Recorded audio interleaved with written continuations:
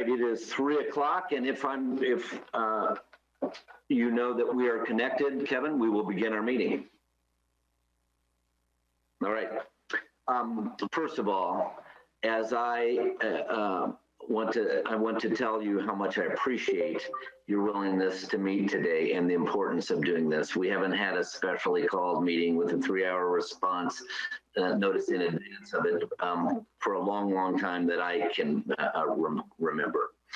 And I also want you to know that as I think about commissioners to go through something like this with, I can't imagine people that I'd rather do this with than through. So I want to thank you as a commission during what's a very, very hard time for everyone. And I want to recognize how much I appreciate the responses you have made to people who are very concerned about the scenario in which we find ourselves. And we are all a little stumbling in it because we don't know the rate of change and we don't know all the certainties and the uncertainties that we are contending with, and that's unusual. So it's on this basis that Commissioner Franklin this morning really initiated what I was so grateful. I don't remember a night I probably wrestled more than last night with some of the deep concerns of our constituencies, and I suspect that's true for several of you as well. And so I thank you for caring that much, and I know it's wonderful to serve alongside people who do. So Commissioner Franklin, thank you for initiating this. And then what has worked wonderfully is that Governor DeSantis has created a new executive stay-at-home order for the state of Florida to be effective on Thursday, and that many of you have been notified of, but we don't know the contents of. That executive order solves the problem of our county not participating in that earlier, because now we are going to be doing that unified as a state. We don't know definitionally all the elements of that on an essential business versus non-essential business, and we will spend a lot of tomorrow parsing through that. On the first read, it looks pretty broad in terms of the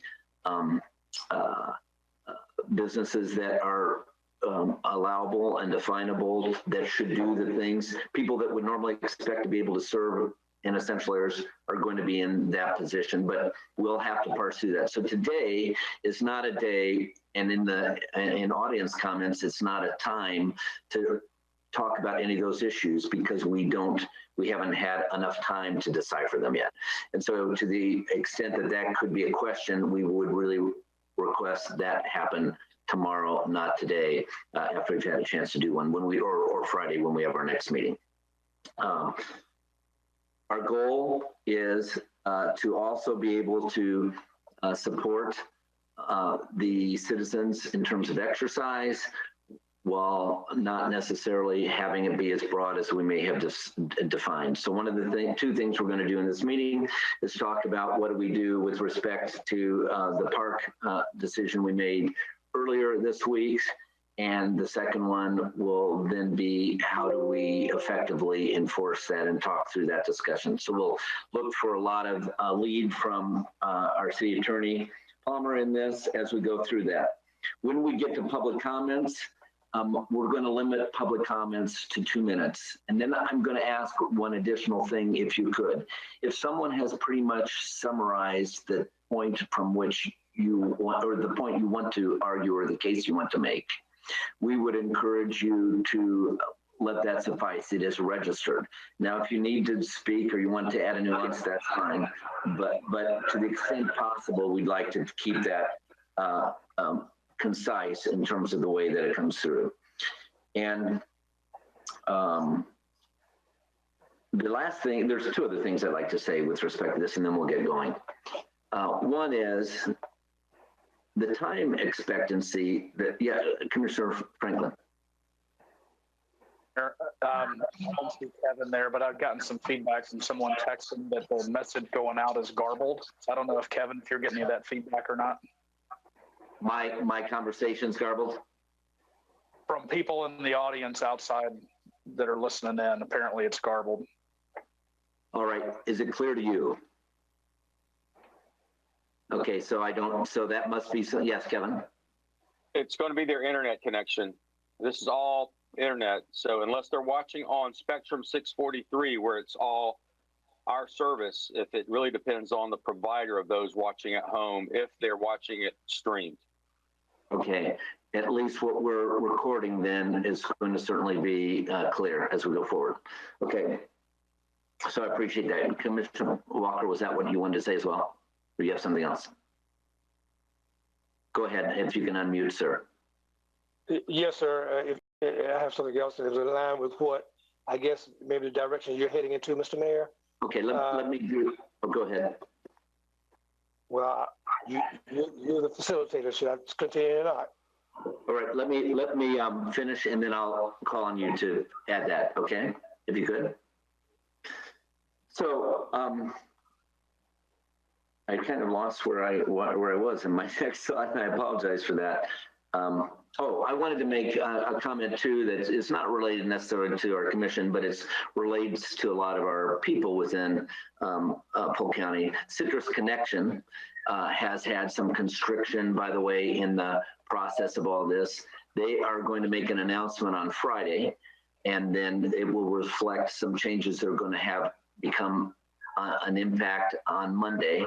So they'll make an announcement Friday on routes on Monday, where they're doing some contraction of routes, but the services provided, generally speaking, will be covered. And I wanted to make sure that you were aware of that as it's forthcoming. So it is in that vein, then, I think that we can address the issues at hand. And again, I'm so grateful for a commission to do this with. Commissioner Walker? Commissioner Walker, do you have an additional comment you'd like to make? I'm trying to get there with this mouse. All right. But in your opening statement, when you mentioned about the executive order, Mr. Mayor, Yes, sir. and I know you said we'll dive into certain details, I guess, unless our city attorney in his comments already shared with us how, I guess, somewhat is I don't want to say cut and dry, but at least, giving you some direction for the order as he's given for his state. My question and to Palmer, I guess, in that particular vein, is because you're saying stay at home. He says in his order, safer at home. And I know there's two differences based on what I'm reading for the National League of Cities when it comes to the difference between stay at home, safer at home, or shelter at home. So with the governor's order saying safer at home, I think we need to make sure that we understand, and not only us, but our citizenry understand the difference between that and stay at home, because there is a difference. Yes, there is.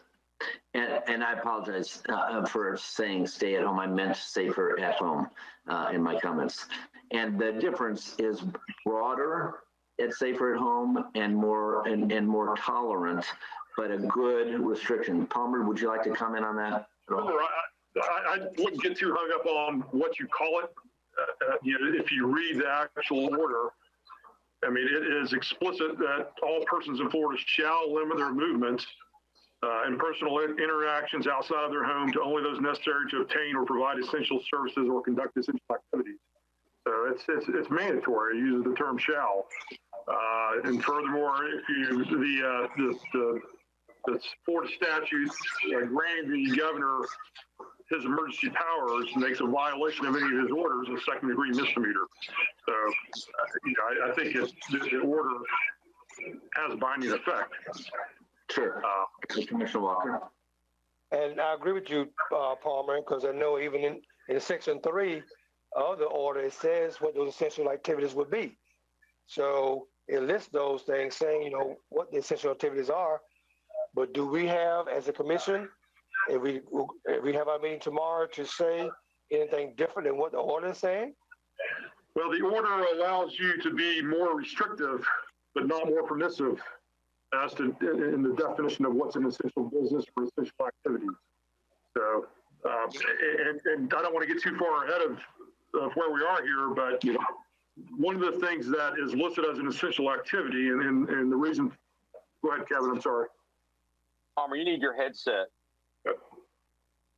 And everyone who's got a headset, if you'll pull your microphone a little bit closer, but Palmer, you're the one when you speak, you're the most garbled. Okay, I'm sorry. Is this better? Yes, sir. Not, of course, from a legal standpoint, though.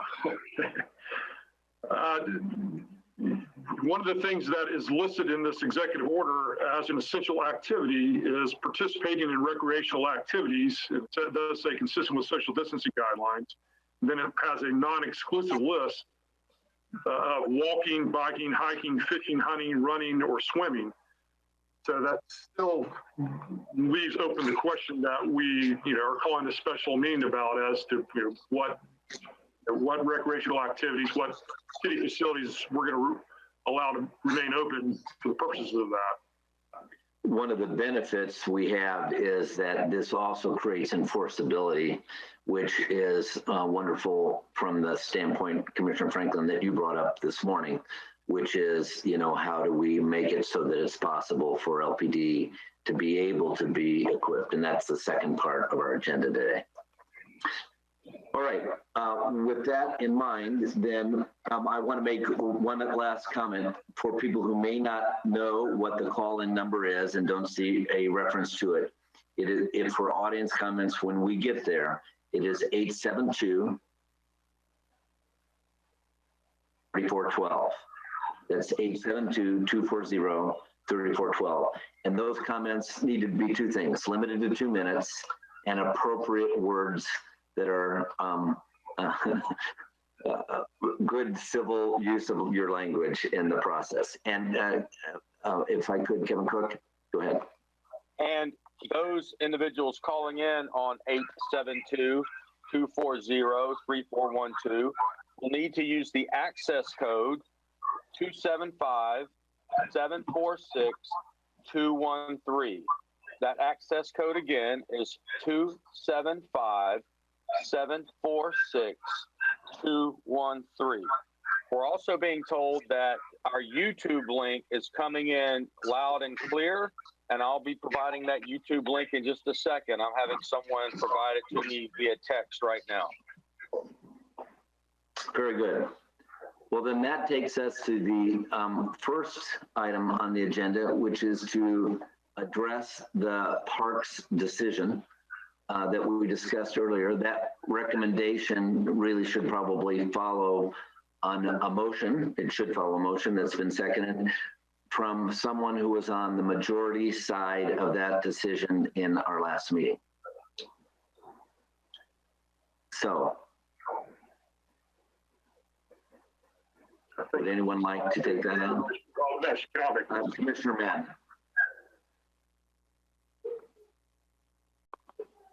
So it's my assumption that we are going to only allow open those things that fit within the governor's shelter in place or safer in place.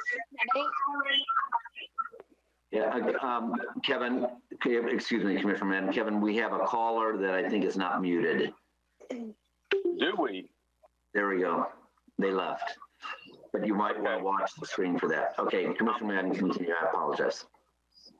Sure. So I was assuming that today we would just be making a motion to only keep open the trails and recreational activities that follow the guidelines in the governor's executive order. Which would, and for those of you who have not seen the executive order, that excludes courts. And I think, are you talking about excluding golf? And so just like from the last time, it would be removing golf, removing tennis, pickleball. I don't have last Monday's motion with me. I apologize. The dog park would be the only question I would ask. And is that part of that space in your mind? Now it does say that you can walk your dog in the and take care of pets. This is a procedural matter, right? Was there a motion in a second to reconsider Monday's decision? Oh, okay. Is that what we need to do first, Palmer? Yes. Okay, I move to reconsider the decision on Monday regarding parks. Commissioner Walker, you second? All right. Motion to second. Let's open discussion. All right, Commissioner McLeod, I can see you'd have some discussion here.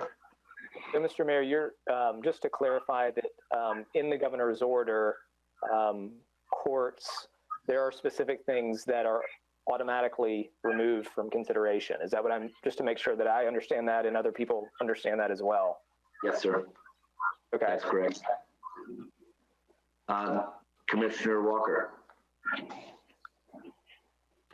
My question, or I guess not so much my question, but my comment would be,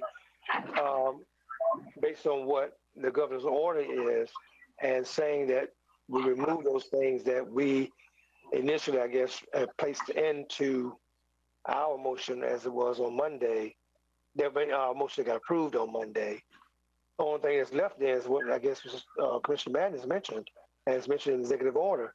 You still can have the walking, biking, those kind of things already, boating, fishing, running, and taking care of pets. So if that's his order, then we will need to make sure, as I see it, to make sure we fall in line with what the executive order is. There is another area where we don't align and we are more strict already, and that is in the closing of pools. It does allow for swimming in the executive order. We would not open the pools back up. We've closed the pools and we've closed all the restrooms and everything that are related in that direction, and we would continue to keep that. That's different. Commissioner McCarley. So is caring for your pets allowing the dog park to open? Because I don't feel like that, Palmer, is really clear. I would think walking your dog in your neighborhood is one thing, a dog park is something different, but I could be wrong. No, I agree with that, that's not necessarily encompassed by caring for your pet. So I think that's a good area for us to have some discussion on. You know, there are people who can stay at distance in a dog park from other people, but you know, there can be a lot of people at the dog park. And it's great for the dogs to be able to run, but can they run somewhere else? Comments from commissioners? Yes, Commissioner Franklin. Yes, Mayor, I would propose that we amend Commissioner Madden's motion to frame this as we would like to comply with the governor's directive, with the exception that we would dial it back to not include swimming pools and dog parks. And that just keeps us fluid. You're talking about in terms of what we do. Yes. And swimming and dog parks are the exclusions. If I may. Okay. City Attorney Palmer. I don't think that the executive order is that clear on other recreational activities that are banned. So I think your motion probably would need to address some other things like the golf course, tennis courts, if it's your intention for those to not be open.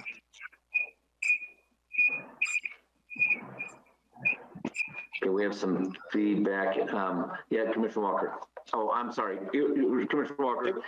Kelly, please, I'm City Clerk. Do you have a point? Did we get a second in the motion? I don't recall hearing a second. Mr. Mayor, Yes. there's not actually a motion to be amended yet. Okay. Commissioner Madden moved to reconsider. Yes. I That's what assume we voted on that. So we have not voted on that yet. No, ma'am. Kelly, Okay, so I'm sorry, this is very clunky, but the way the Robert's Rules works is that once you have a motion and a second and a vote to reconsider a motion, then that motion is then back under consideration. So we're back to where we were before the vote on Monday on that motion. So you can either amend it, or the person who made the motion can withdraw it and the second can withdraw. You can start from scratch, or you can simply amend it. And having gotten that second, we can redefine that motion, and then the singular vote encompasses that all. Correct? Yes, yes. All right. Commissioner Walker. Commissioner Walker. Oh, Commissioner Madden, sorry. So, correct me if I'm wrong, Palmer, but I think it would be taking off golf court, pickleball, tennis courts, dog parks. Am I missing anything? Well, no, but pools We didn't have never it had that. before. We didn't have it before. We wouldn't include it. Okay. And then, Yes, City Manager Delgado. You're still muted, sir.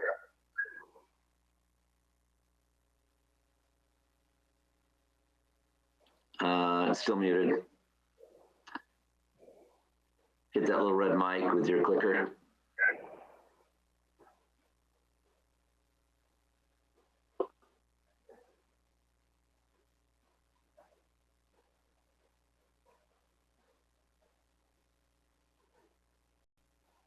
You might go down to Commissioner Franklin's office or Madden's really fast if you want to make your comment. You're muted, sir. Okay. We'll just take 1 second since we know. Commissioner McLeod. Boat ramps were also part of the group in our original motion on Monday. Correct, but they were not limited by the executive order. Okay.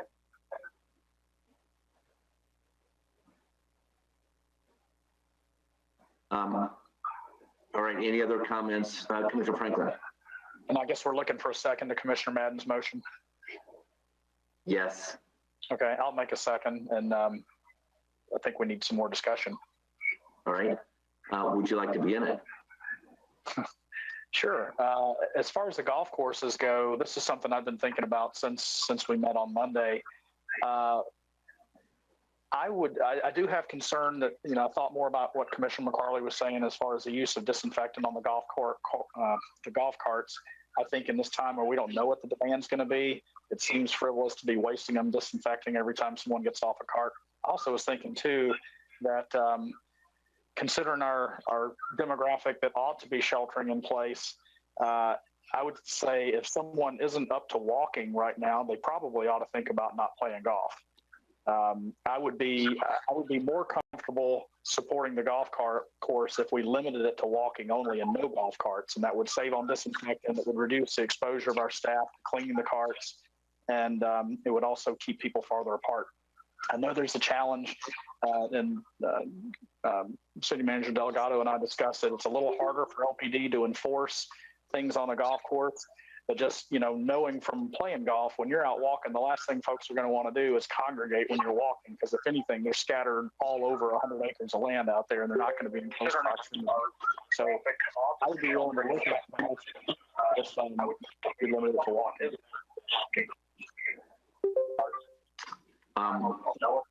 Could I ask for an expert comment on that from Bob Donahue? Any comments from your perspective, sir?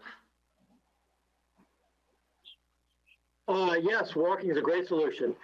We would be definitely up for that. And you're right, you're spot on. Every comment you just said was spot on. Walking will disseminate the crowd. There will be spread out a lot more. If you're trying to achieve a walking trail atmosphere at the golf course, and also the disinfectant and all that goes with it, I think that's a great idea, and it's something that we strongly would support and could make happen. By the way, let's make sure we're muted if we're not talking. It also is a good way for me to see who wants to talk as well. Commissioner Walker. My subject now, or my comment now is not referencing golf course, but pretty much walking. And what we've been hearing and getting a lot of concern about, when it comes to Lake Hollingsworth Trail, and the walking and how many people in that particular area or that particular part of the trail, as we call it, how can we, maybe we didn't hear from law enforcement in some sense, how can we make sure that we can govern or have to make sure we're not having more than a crowd of more than what should be in the 6 feet distance being kept. And I mean, that's one of the concerns I have with the walking part of what we made as part of this motion, because we're still having a challenge. If I hear what I'm hearing or reading what I'm getting from people of that kind of a crowd, and how can we control it? So one of the ways that would be easy for round one to help control it is to ban the parking on the grass alongside the trail, and make it so that it's enforced so that people don't park there. That would reduce the number of people that have proximity, to the trail. Commissioner Reed. Thank you. I'm assuming that we're looking at this executive order 20-91. Is that what we're going by today? And if I look on page 4, it's somewhat confusing. There again, it looks like all these essential activities are allowed. Is that a fair statement? Correct. So that does allow for golfing and walking and fishing and hunting and your dog parks. It appears to me. And so I'm just again, either this needs to be put on our webpage, or we need to either put these in our document or omit them. Well, I think from our standpoint, what we're trying to do is ascertain what we want to apply, how we want to define that within Lakeland. Certainly, we have to be consistent with the recommendation.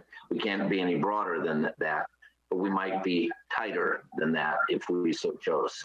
And then and I think Commissioner or City Manager, I almost said it again, Delgado actually has his mic going, but you need to unmute yourself first. Yes. Thank you, Mr. Mayor. I just want to go ahead and reiterate, based upon what we're reading in this executive order, golfing is a prohibited activity. It's not specifically designated in this executive order. Once again, as Palmer noted, it's walking, biking, hiking, fishing, hunting, running, and swimming. Those are what is specifically outlined in this section 3A2 of this executive order. That shortens our conversation. I don't view that as an exclusive list. That's only an example of some things that are allowed. So I don't think that section of the executive order forecloses other recreational activities. Commissioner McCarley. So Palmer, just for clarification, what you're saying is it's not defining it for us. This is still ultimately up to us of what we're going to keep open, what we're going to close. That can be, it has to be less permissible than the state. We have to follow those guidelines, but they're guidelines. Is that what you're saying? Correct. I don't think that section necessarily precludes a golf course being open and people playing golf. I think that the city commission has the authority to be more restrictive than this executive order, and the executive order says that. So going back to the motion, thank you. So going back to the motion at hand, are we clear on, somebody reread that motion to me of what if we're going to include, what we're including, what we're not including, or are we just not yet to vote to remove the original motion from Monday? Okay, so Commissioner Madden, if you could try and script in a little bit of, based on this conversation, you have the best grasp, that would be great. So originally it was our parks and trails plus golf, tennis, pickleball, boat ramps, dog parks. So I was thinking, according to the executive order, that it would be everything that we said Monday except golf, tennis, pickleball, and then I guess the variable is the dog park and the golf, depend on this conversation that we're having. So I don't know if I should just make a firm motion and then have it be seconded and then amend it to take off golf, or add golf back in, or whatever, depending on the comments of the group. Well, you already have made a motion that was seconded, which included eliminating golf and dog parks. Okay. So that's where we are now. Further discussion, Commissioner McCarley, unmute. So, okay, I'm just trying to wrap my head around what we're saying. If we are going to exclude the golf course, or we're still up for discussion on the golf course, if we are up for discussion on it, I'm wondering if that's going to have more unintended consequences, just like what we've seen around Lake Hollingsworth. If it's still included, even as a walking area. And just a note, and one of the many emails that I received and feedback from Monday's vote that you all received as well, and I don't know if you got this one, but just one thought is it's not only that people are trying to get out and exercise, but all the gyms are closed. So that onslaught of people at Lake Hollingsworth might not be, some of that might be using it as their own gym. So even if other trails are opened back up, maybe they can access those other trails and it will disperse people out. But I just found that wasn't something that I thought about on Monday as the onslaught at Lake Hollingsworth being a result of closing the parks necessarily as much as, the government had already closed, the state government had already asked for gyms to be closed. Just an FYI. Yes, and that would be a good thing for us in communications to highlight whatever we settle on to make sure people know where there are walking trails and those kinds of things as we go along for them to exercise. Commissioner McLeod. Thank you, Mr. Mayor. If we do decide to leave the trails open, I agree with some of the comments I've heard about, I think we have to find a way to limit people congregating around Lake Hollingsworth. And when I listened today, I know many of you were on the call with the White House-led call, and Dr. Fauci was talking about the next 2 weeks, really being critical in limiting unnecessary movement and people gathering in crowds. And he stressed that over and over. And I want to make sure that we take that seriously. And I know that's hard because we all love Lake Hollingsworth. We love that path, but I'd love to hear from Bob or others. Are there ways that we can enforce social distancing and make sure that's happening? Or do we need to consider shutting down the trail for a limited period of time, as hard as that may be? But I would like us to talk that through. City Manager Delgado. Obviously, the key concern is how many people actually are getting there from other areas of the community. I think one of the things that we would have to do if you were trying to limit the exposure to Lake Hollingsworth is not allow people to park.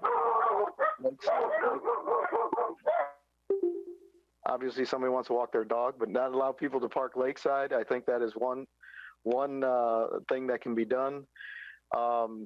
People have talked about everybody moving in clockwise or counterclockwise around the lake. That's always tough to manage, and we would have to have a tremendous amount of staff out there to go ahead and facilitate that. We can also put some barriers up on the lake that would modify how people utilize it. That being fencing of some sort that could actually close down the lake if necessary. But I think it's very difficult without staff to be there to act as a guide for the people that are there, unless of course you're either going to close it or we can modify the parking. My biggest concern about parking, and I really don't want to say this because I'm going to give people ideas, but I'm concerned about parking on side streets. I'm concerned about utilizing other facilities to park and then get to Lake Hollingsworth. So, but the first thing I could think of right off the bat is to limit parking around the lake. Commissioner Walker. And again, that is my concern as well regarding the control. And do we have manpower? Do we have, even issuing something with law, maybe permitting law enforcement to do some things to support, the crowd being lessened or people not being in mass numbers as it would be. And I would agree with you all. I walk North Lakeland, and I don't see the kind of crowds. Maybe it's because, people don't walk in North Lakeland. I don't know. I don't see it. I'm walking 3 miles plus usually. And was glad to know that we was going to have possibly Douglas Cook opened up and around Central Park, the Bella Vista Trail opened up. But I don't see those kind of, and I walk, and I don't see it. So I guess, again, it's a jewel that we have here in our city called Lake Hollingsworth, and the Lake Hollingsworth Trail that maybe have brought about the numbers that we're seeing and we're having to deal with. But how we can control it. If we're going to allow trails to be open, and if we can't control it, I'll be able to have some kind of measure in place, then I'm going to be the one to say, let's not do it at all. Because I'm concerned about, again, what we know has been shared with our medical providers and the medical professional people saying how we can help, lessen the curve or bring the curve down, I should say. Commissioner Walker, I think those are good comments. You know, this comes down to personal responsibility. At some point in time, we want this to kind of be more passive in terms of the way it has to be enforced, so that I would think we don't want to have to utilize people from Parks and Recs to be able to be.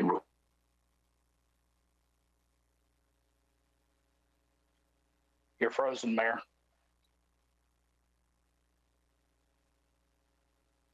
Required to do that. So if we can make some passive steps like eliminating parking along the lane, to be observing the 6 foot distances as they may require. I'd be interested, Chief Garcia, in some comments you might think with respect to this as well. But after I listen to Kevin Cook, just 1 second. Mayor, you're freezing, yes. And we didn't hear your full statement, the last one. I don't know if you've got a lot of devices running at your house, but if you could have some individuals start turning some things off, that would be super awesome. All right, am I clear now? Better. Am I clear now? I'm asking, just give me a hint. No? Yes. I am, or I am not? Okay. Chief Garcia, could you comment on some of the practical ways we could handle Hollingsworth? Yes, sir. Good afternoon. Mostly through education. That is a huge area to expect to close off without a considerable amount of fencing. So education would be the first way we would go, hoping that we would have a public that would be agreeable once they knew not to come to the lake or to limit their exposure to the lake, that they would follow that recommendation, or actually executive order, to not do that. So that would be our first move. We talked with Bob about using some fencing and barricades to create some points where it wouldn't be as attractive to walk around the lake. So we can certainly take that direction as well. What we come down to, though, is police officers are no different than hand sanitizer or N95 masks. We have a finite amount of them, and it's where we want to use them at. So while we certainly continue to make our rounds and try to get the word out, I don't know that that's where you want us to use those resources on the lake. Ruben, if you could move closer to your laptop when you're talking. Yeah, let's see that face. There you go. Get real close. Okay. So we can hear. That's much better. Thank you.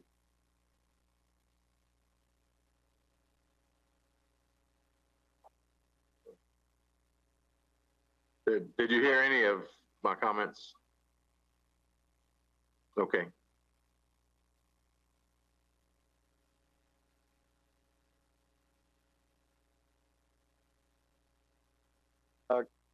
Mayor Pro Tem Franklin, it looks like we've lost Mayor Mutz. You might have to step up. Mayor, can you hear me at all? Thumbs up or thumbs down if you can hear. Okay, I guess he can't hear. While he's still working that, hold a moment there, Commissioner Walker. You know, as we've struggled to find this balance between total shelter in place versus, you know, giving people some freedom to get out of their homes and try to get some exercise and sanity, which I think is going to grow increasingly important as we do this for another month or so.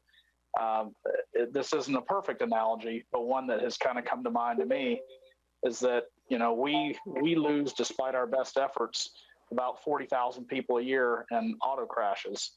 And, you know, obviously we're not going to stop driving cars. We need to do that.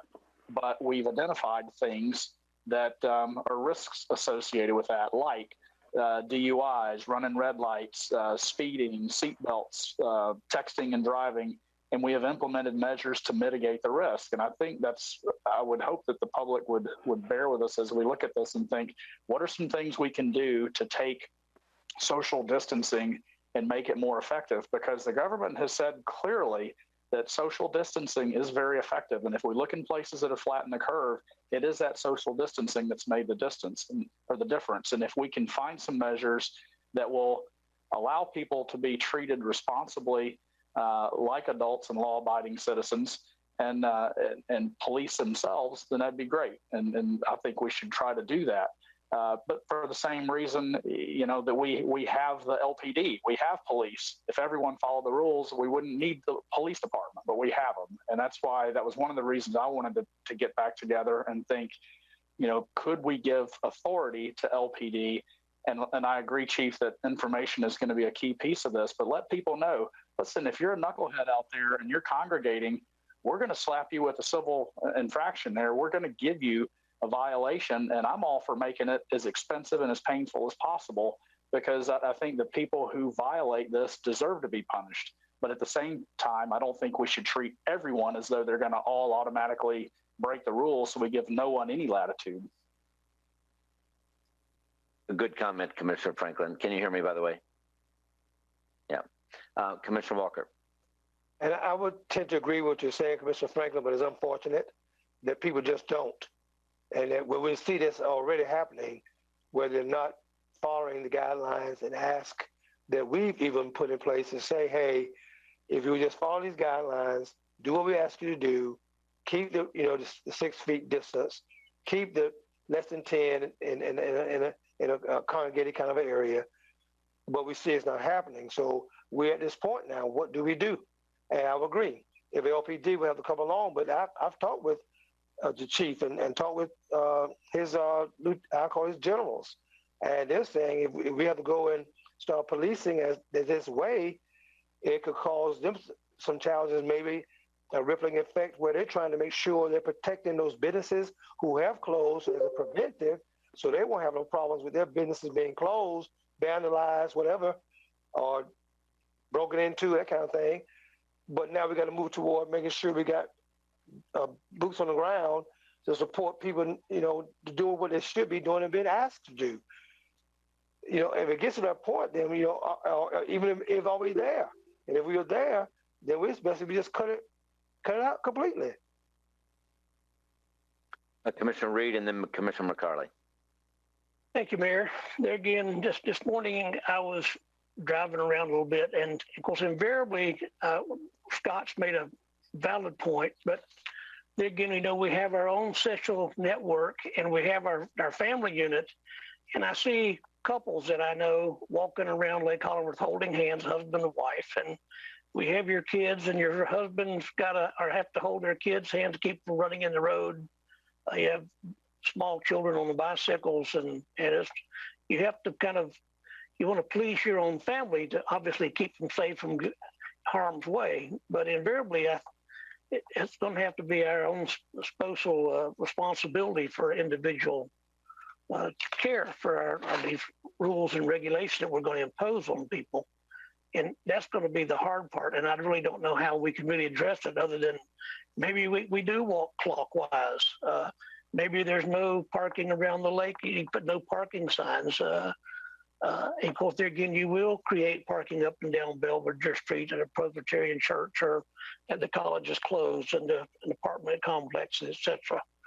I'm not giving people ideas, but invariably, Too late. I probably am. But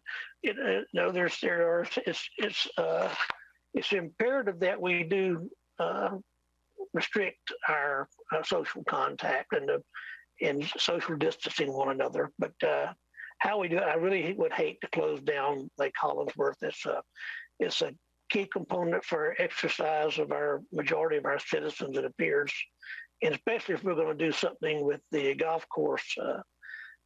We have plenty of great trails, but invariably they're not as easily accessible. And parking, and they're usually one way. You have to go one long way, one way and one way back. Whereas you can go around Lake Hollingsworth, it's about a 3-mile loop, and that's typically a good spot to you can start at one spot and stop at your car again. But it's a fine line we're going to have to address, and I'm not quite sure how we can cipher it, and I really would hate to do that myself. Well, and I think it is important for us to recognize right now we ought to be talking about what we want to include and not necessarily parse how we're going to get it done as we go along. Commissioner McCarley and then Commissioner, go ahead, please. I think, everybody here knows where I was on Monday, and I am staying in that place.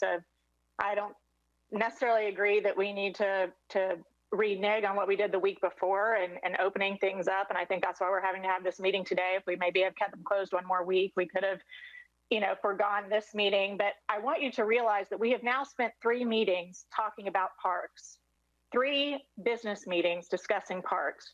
Our main concern as a government is public safety. So we should be discussing, we need to decide on this and move on to our next things that will happen on our agenda study on Friday that I hope to include as public safety, personal responsibility of our community, and what our community needs. I am frankly more concerned right now about how the children of our community are going to be educated when they can't go pick up a device at their school tomorrow or today so they can be educated at home, or they don't have parents at home to help them with their virtual education. And we've now spent 3 meetings on this. I think that it's a hard decision to make. I think we're called as leaders to make hard decisions. I think the decision should be is to go back to the original motion that we had last week and extend it for another 7 days. If we do need to make an addendum that has to do with Lake Hollingsworth, then let's do that. But I'm a little bit frustrated at the fact that we have spent this many meetings. No offense to Mr. Donahue, I think our Parks and Rec department does an awesome job, but we are in a different time frame now. We are in a different world.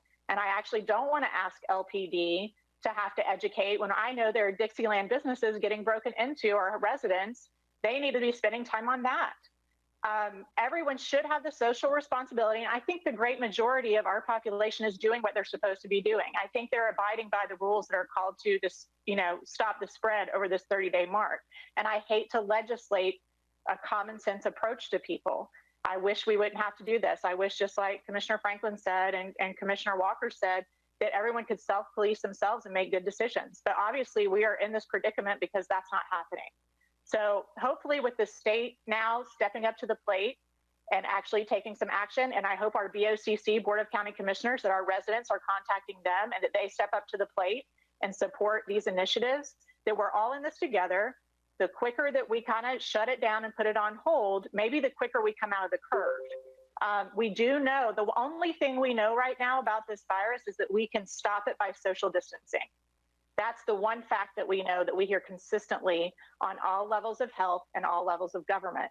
So I would recommend that we let Parks and Rec, or I don't know if we let the city manager, since we gave the emergency order a couple weeks ago, 3 weeks ago now, that we let him, and his staff decide how everything is going to be shut down and how that's going to be implemented. But for heaven's sakes, I wish we could get to a conclusion on this. Appreciate your resolve, Carly. Commissioner Walker. And picking back on what you said, Commissioner McCauley, when I made the motion Monday before last to close all parks, it didn't get a second, so it failed. Then, of course, you came along with the motion where we tried for, do what we did do for the week time span, and that's what we did, and of course brought us to this past Monday to how we move forward. And I tell you, I compromised from the beginning, to say, okay, let's see, being a team player, how we can make it work.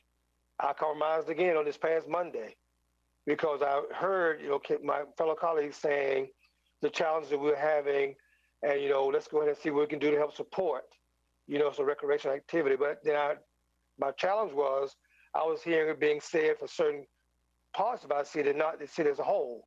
So that's why I introduced and shared and asked Commissioner Madden to modify our motion to include other particular areas of the city as well. But I tell you what, I've been there from day one almost. Close it down. Let's just close it down. And let's see what, many cities are doing it. Many have already done it. The county's parks are closed down. So, we're here, as you said, 3 times in a row, parks being the subject. Let's just close it down and let's move forward. Well, consistent, though, with the safer at home is the ability for people to exercise. So I think we have a responsibility on both sides of this. We have to move into what are we comfortable with them doing, what we want our citizens to do and not do. And then we can work on the details as we get there. And so my encouragement would be that we take a look at this motion and decide what we're going to do with it. And if there's pieces that you want to continue to carve off more, we can do so. As it stands, this carves off the golf course and it carves off dog parks and pickleball and tennis. That's as it stands right now. So if we want to make any changes to that, that would be part of what we'd want to consider as well. Commissioner Franklin. Yes, Mayor. A question for, actually, Commissioner Walker said something that I had seen in some email traffic, and I'd just like some verification. I know the state parks are closed. Is it true that the county parks are also closed? We know this to be true. Then well, we know some trails are. Fort Fraser Trail is closed. But is the county closing their parks? For example, Carter Road Park, places like that. Yes, yes. Parks are closed for the county. Okay. Well, I don't know about all the parks, but I can answer Carter Road Park has been closed because I've heard from some people that bike that they didn't have access to the trails. So based on, and I wasn't aware of that. In light of that, I would just like to share something, my thoughts, and based on that knowledge that I wasn't aware of, I would definitely support closing down, because I think I've been under the impression that the higher volume around Lake Hollingsworth is because we shut the rest of our own parks down. People aren't stupid out there. Even in Hillsborough County, if they have a safer at home thing and they know they can't go anywhere around their area, but they can get in the car, get some fresh air and drive over to Lakeland and park around Lake Hollingsworth and walk the lake, or anybody in Polk County, if there's nowhere else they can go, but by golly, they can come to downtown Lakeland and use our parks. I don't think we need that. So if that's the case, I wasn't aware of that. I don't think we should be adversely selected against and be the only place that anyone in Central Florida can come and use recreational facilities. My suggestion would be, since we have a little bit of time by our Friday meeting, if we were going to fine tune this, we could make a decision on what we're going to do, because we're talking about April 2nd implementation with respect to what we have in the prior motion that we're reversing in this, to talk about gather some information, find out what some other cities are doing. If we're going to make an additional trail closing and tighten it even more. Can you not hear me, Kevin? No, I'm just verifying. We've got confirmation. All county parks are closed. Just want to let you guys know that is confirmed. And what about, can you get some information, please, on the surrounding counties? Yes, we'll work on that. Okay, thank you. And so the reality is we have 100,000 plus people here that are going to want to do some level of exercise. And there's going to be some pent up desire to do that. Where do we want to have that happen? Commissioner Walker. Mr. Mayor, I'm again back to square one. We got to do what we know is best in keeping this social distancing, or I call personal distancing, in place.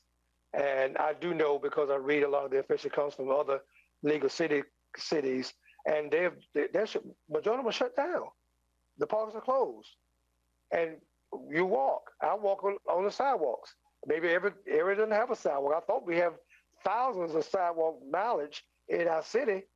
So why can't we not walk in our neighborhoods along the sidewalk, as a number of us are doing? I can't say everybody's doing it, but I'm sure a number are doing that. So what's the challenge with making sure we just shut down and you get outside your home and walk the sidewalks in your neighborhood, or as many of us are doing it as it is?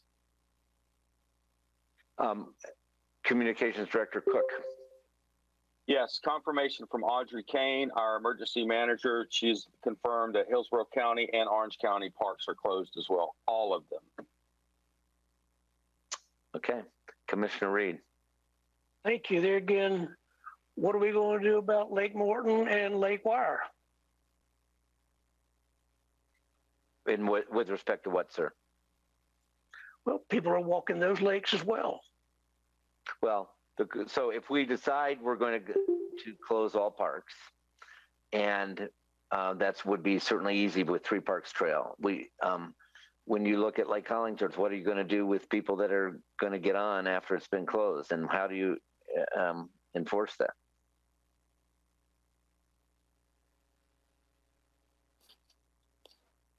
Commissioner McLeod. Thank you, Mr. Mayor. Going back to Commissioner Madden's motion, I think it makes sense what is on the table. I do think In terms of the trails, Lake Hollingsworth, I'm on the fence with that. I can see the reasoning behind considering just shutting all of that down for, while we're under this order. But I also see the challenges with that in terms of people, as you mentioned, Mr. Mayor, they will exercise or want to exercise somewhere and may gather in other places that aren't city trails. And so I think with that, maybe there's some flexibility to discuss that at our Friday meeting as it relates to the trails. I know, and I share Commissioner McCarley's frustration about being bogged down in some of the weeds on this. I do think because they're different times, and we've said many times this is unprecedented. We have not been in a situation like this, that it creates some of these policy conundrums that we're trying to work our way through. And so I'm hopeful that we can continue to struggle through this. I do think the vote Monday was a bit premature to go ahead and try to lift some of those restrictions. But when I look out across other communities, you see the same struggle that has been playing out, and you see golf courses that have remained open in Hillsborough and Pinellas and Orange counties that have had stricter stay-at-home orders. And so I think that context is important for people just to know that we have been really struggling through this to try and find the right policy decision. I think the governor's order really helps communities tremendously to give some consistency, because now there's uniformity in that. So I guess I go back to supporting Commissioner Madden's motion that's on the table, but with some thought of discussing trails in Lake Hollingsworth, Lake Mirror at our Friday meeting, knowing that those are important venues, and they've been venues that have been with high traffic recently. And that after hearing the advice coming out of the federal government, Dr. Fauci, to me, that's concerning, and that's something we may need to close as well. Okay, a good comment. And Commissioner Walker. And we're back to that same question again, Commissioner McLeod. Where's the control measures? We heard our chief of police talking about, again, what we thought would be best. We got to lean on the law enforcement to guide us through this particular situation. And if he's telling me that he's having to make sure he has personnel taking care of businesses will close so they won't be vandalized, burglarized, broken into, and then we got to take the same personnel that they're being able to prevent it as best they can, keeping our neighborhoods safe as best they can, to go and now take care of trails that folk are not being responsible as we hope they would be. That's mind-boggling to me. It's like, okay, you're hearing what other cities have done. They've shut it down. Yes, sir. All right. So, are there any other comments on this motion? Are there any other comments from the audience? I see we have 13 callers, and assume we can. Pardon? Communications. So we've had a number of callers drop off. I've got the callers muted right now. If you're ready for that, I'll start bringing the callers up. Are you ready? Sure. And I just remind them that there's a 2-minute limit, and they need to state their name as they begin. Please. Caller, you're on now. Could you state your name, and then you have 2 minutes to share your thoughts with the City Commission. Good afternoon, Commissioners. Mayor, thank you so much for your time. I just want to help embolden your decision-making here. I believe the strongest reason that we're lacking compliance is because there is a lack of clarity and consistency with decisions, both local and national. When we do partial closures, when we still have some things open, it tells our population that this is not a big deal. And this is a big deal, especially in our area. We have an older population of the United States, and we have one of the most highly trafficked emergency rooms at Lakeland Regional. It was #1 out of the nation, and I don't think people are aware of that. So please be strong and forceful with these decisions. Thank you very much. And could you tell me your name, because I think it got cut off at the beginning, please? Daniel Nutting, N-U-T-T-I-N-G. Thank you, Daniel, very much, and good thoughts. Next caller, please. Hang on. Caller, could you please state your name and then share your thoughts with the City Commission? You have 2 minutes. Gilbert Bessie. Could you state that again, sir? Gilbert Bessie. Gilbert Buffy. Thank you, sir. I apologize. Yes. So is the Cleveland Heights Golf Course closed? And we have not voted yet on that. It's currently closed, and it would have reopened tomorrow, but the part of this vote would close it if it were affirmed. So according to the governor's orders, are other privately owned courses in Polk County open? Privately owned courses probably are not restricted. Public ones would be. Okay.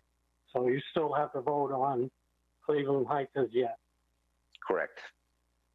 I believe it's wrong to close it. I need the place for exercise.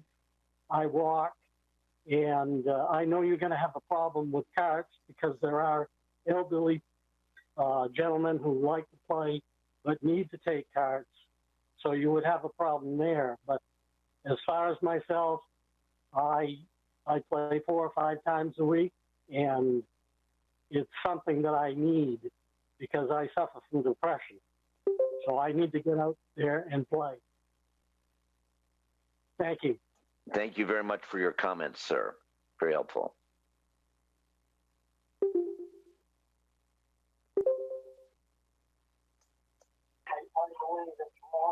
City Manager Delgado has his hand up. Yes, I didn't know if someone was talking. Yes, City Manager Delgado.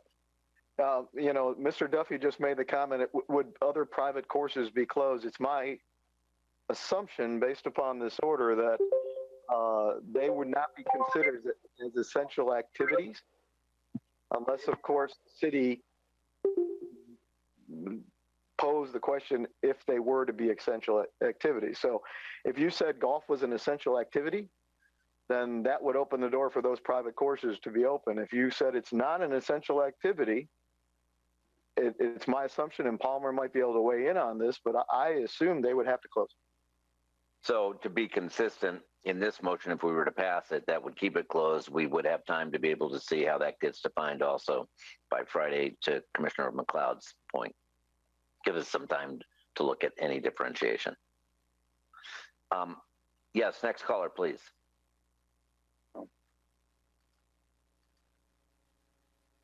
Caller, if you could address the City Commission and state your name first, and then you have 2 minutes.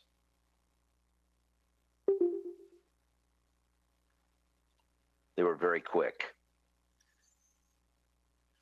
Caller, you're on. How do you know when you're the caller that's being addressed? You are the caller, and so if you could state your name, please. Thank you. My name is Andrea Marshall. How are you today? Great, Andrea.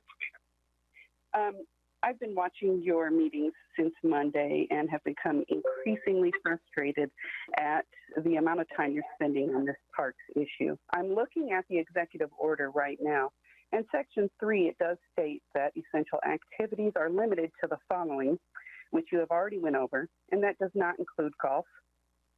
But my one take on this is that it does not list in this executive order anywhere that these essential activities must be done at a city or local park.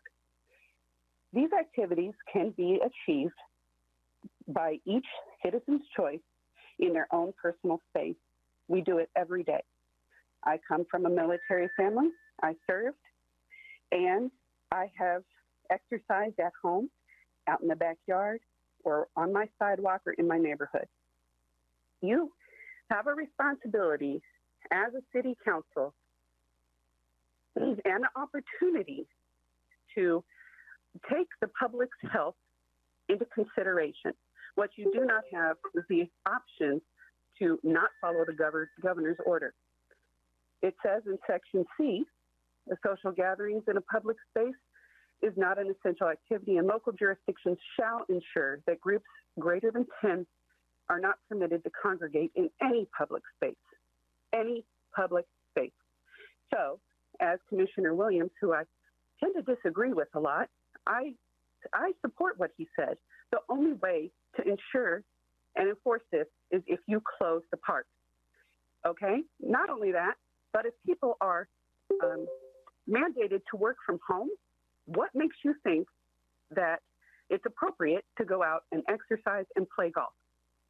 Also, I would like non-essential employees, city non-essential employees, at home to telework. Thank you, Andrea. I appreciate your comments very much. Next caller, Kevin.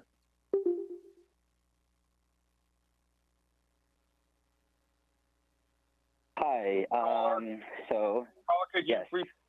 restate your name, please? Am I on now? Yes, yes, sir. you are, sir.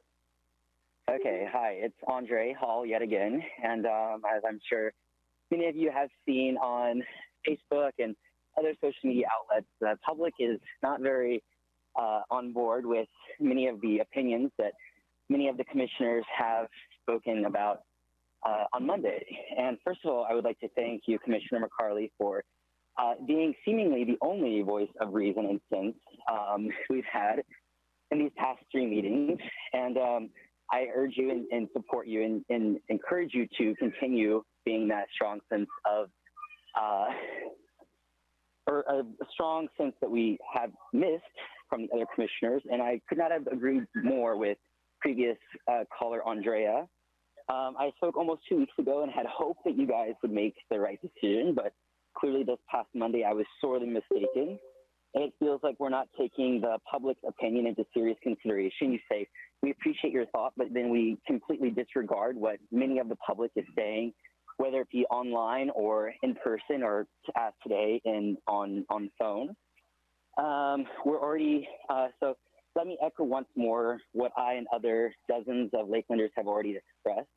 The city is not taking this lightly, and I urge you to consider the repercussions that these things have. Why are we keeping these select facilities open? Why would the city of Lakeland not want to lead by example? This has been overwhelmingly unsupported by the general public. Sure, people can remain socially distant on a boat ramp, but I believe you all are sending the wrong message when you encourage people to do the complete opposite. How can we continue to defy what has been recommended by the CDC and federal government? And what message are you still sending to the community when we are wanting to find ways for them to go out and about, walk up and down your neighborhood street? Many people interpret this, the commissioners, as misplaced priorities. Are you all wanting to continue risking lives? This will seemingly take much longer if we continue to have these unneeded conversations. And I urge you to take the public consideration to heart. Well, thank you. Your time is up. Thank you, sir.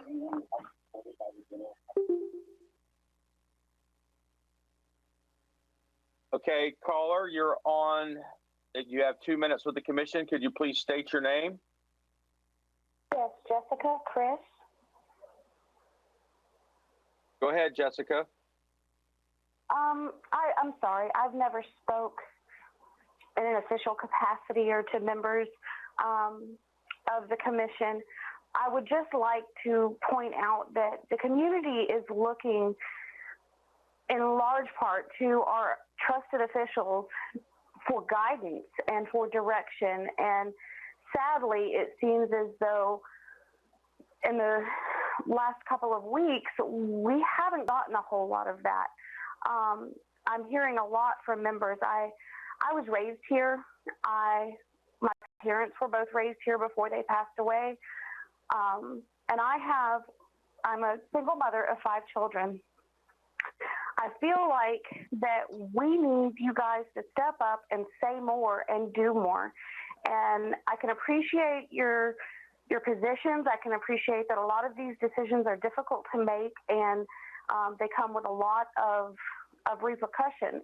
However, we are not to move on from this and rebuild from this until we get on the other side of it. And if we don't get control of it now, we may not for a very, very long time. So I just implore you to let the community get out more into the community, not physically, of course, but get your voices into the community more. Let us know what you're doing, because we're not seeing a whole lot of that. And that is echoed quite a bit through social media. which I encourage you all to remember, a lot of folks don't have access to. So I thank you for your time, and I just implore you to please take action. Jessica, I can assure you that you're talking to a commission that is equally concerned, and it is a little bit uncharted waters, but public safety is more important to us than anything else. All right, next caller. Caller 15, you are now in front of the City Commission. Could you please state your name, and you have 2 minutes. Melissa Allen, Allen. I would have to agree with a caller. I think her name was Andrea. It feels like we are almost taking more priority on people getting out to parks and running and exercising when they won't be able to do that if this disease hits them or their family or one of their close friends. We have backyards, majority of us, if not apartment complexes, you can walk around. There's other ways and means of exercise, and I do not believe that playing golf is a mandatory, essential item that we should be concerned with. People's lives are at danger here, and if you aren't showing this as a priority and sticking so long on this park issue, then nobody else is going to take this seriously. And when people's lives are being lost and their children's lives are lost because of this not being taken so seriously, there's going to be a lot on other people's hands. Excellent comments. Thank you very much. Next caller, please.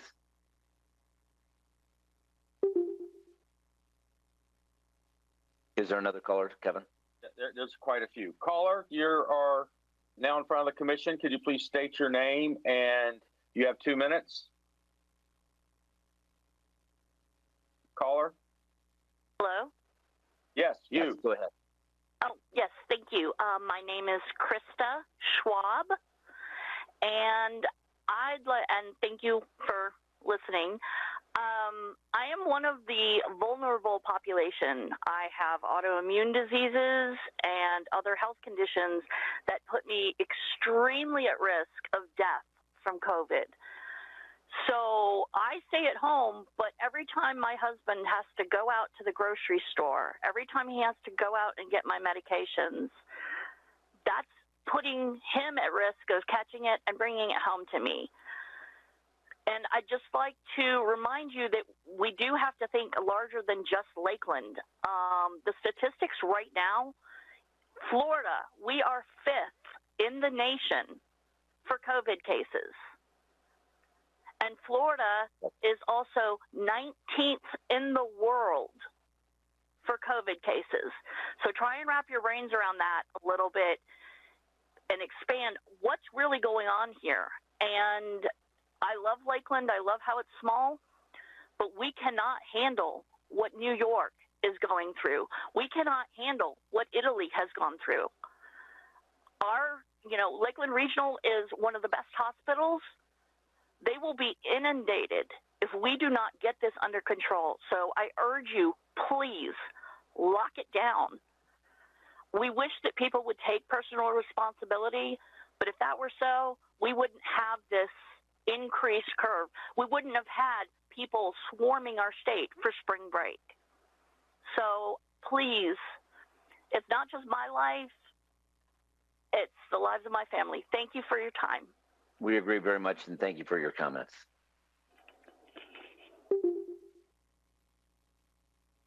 Next caller. Yes, my name is. Hi, are you there? Yes, we are sure here, and just state your name, please, sir.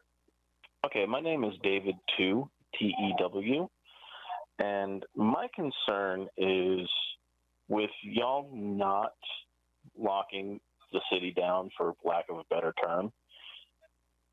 Let's say, people go out on the trail. Somebody sneezes or coughs.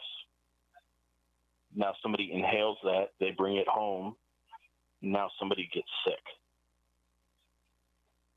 We need to lock everything down for at least 2 weeks so we can get a grip on this to stop the spread.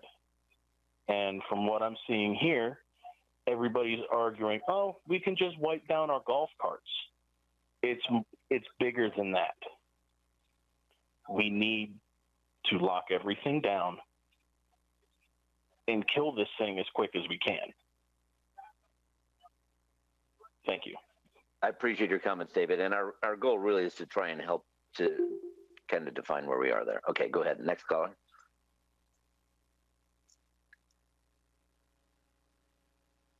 Is the next caller on?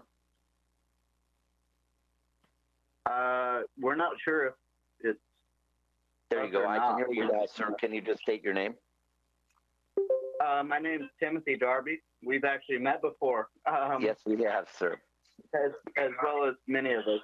So there are lots of things I would like to say. First of all, thank you to all of you, especially Palmer as he reads through some vague statement from the governor. But as my wife works at a pharmacy right now,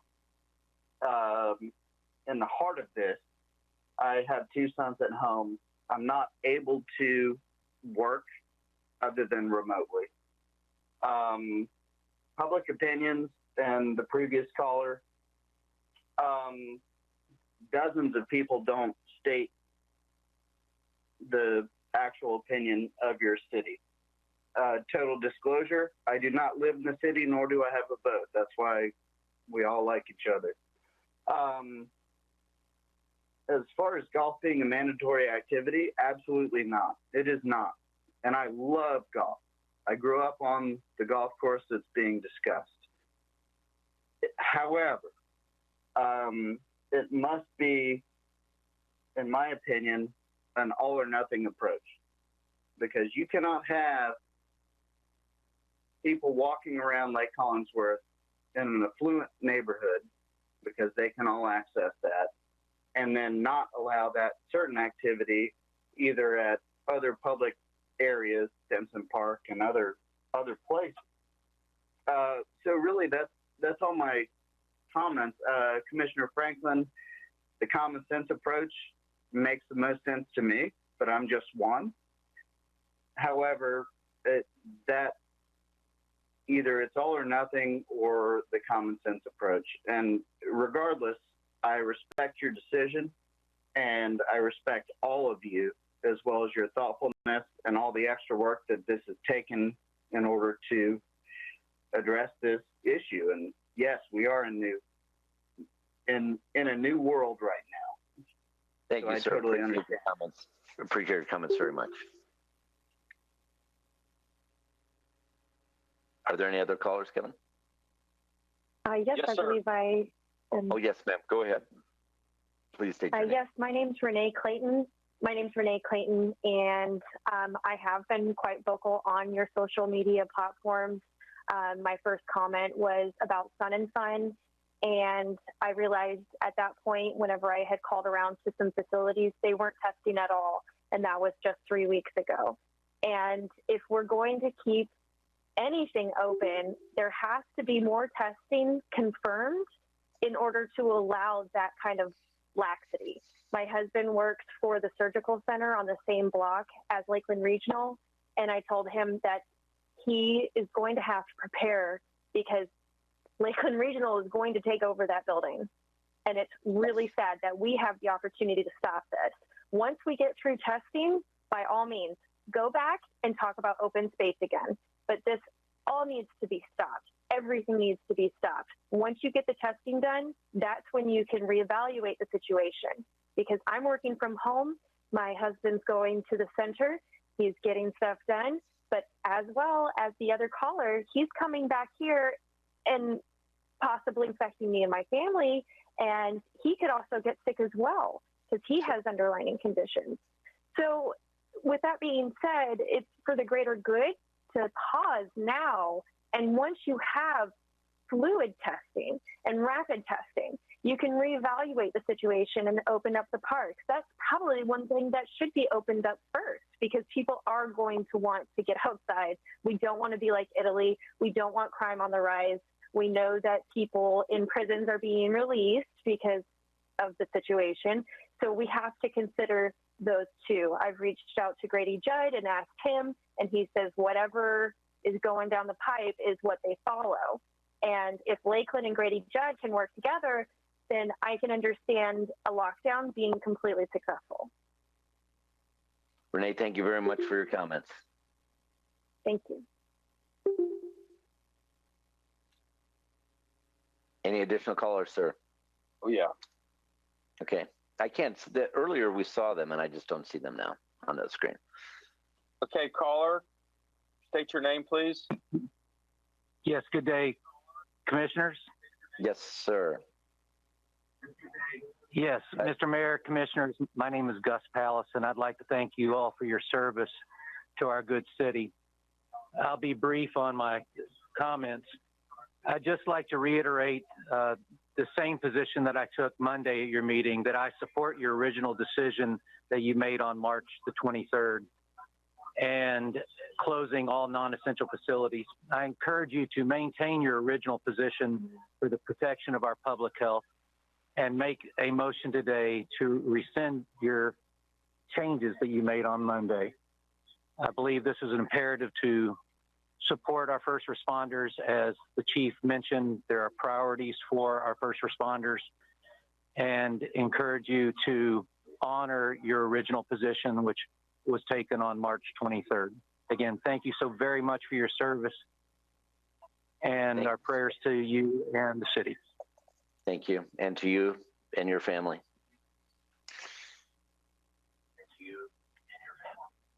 Additional caller? Yes, sir. Caller, you're on. Oh, this is yes, go ahead. Well, this is Joe Childs. Hi, Joe. And hey, thank you all very much for being thoughtful in your considerations. As looking through the governor's orders, and he's referred back to the CISA document that describes essential critical infrastructure workforce. And in there, it provides a provision that states that individual jurisdictions should add or subtract essential workforce categories based on their own requirements and discretion. I would just encourage the commission at its maybe agenda study to consider what process you might use.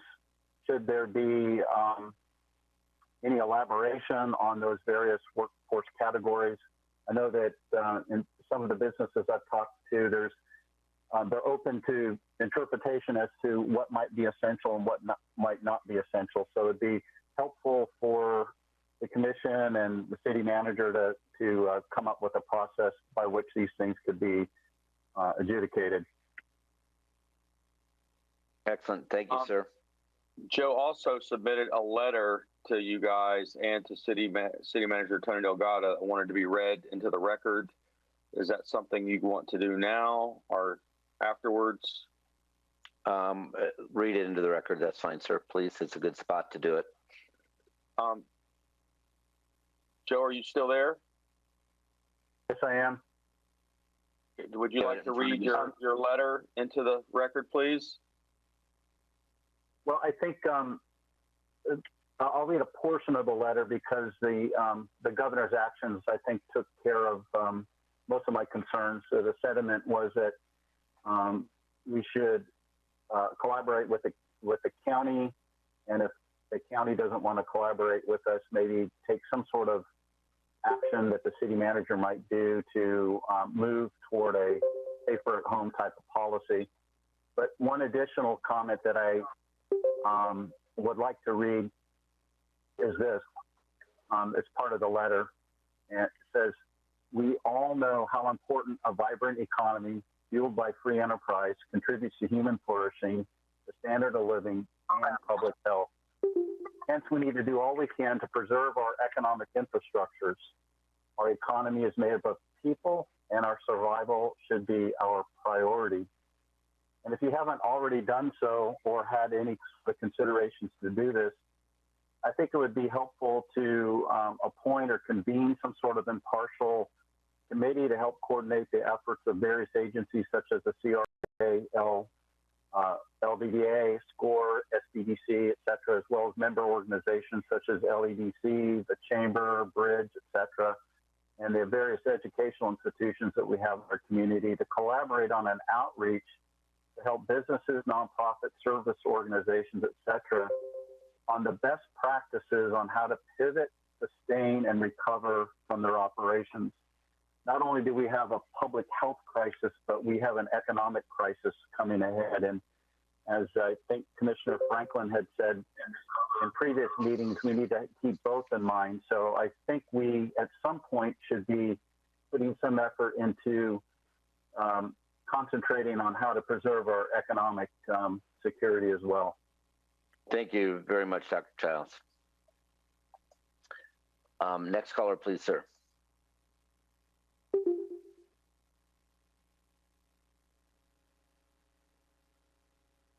Caller, Hello? please state your name. There you go. Yes, hello? Yes, go ahead, ma'am. Hi, my name is Fatima Pete.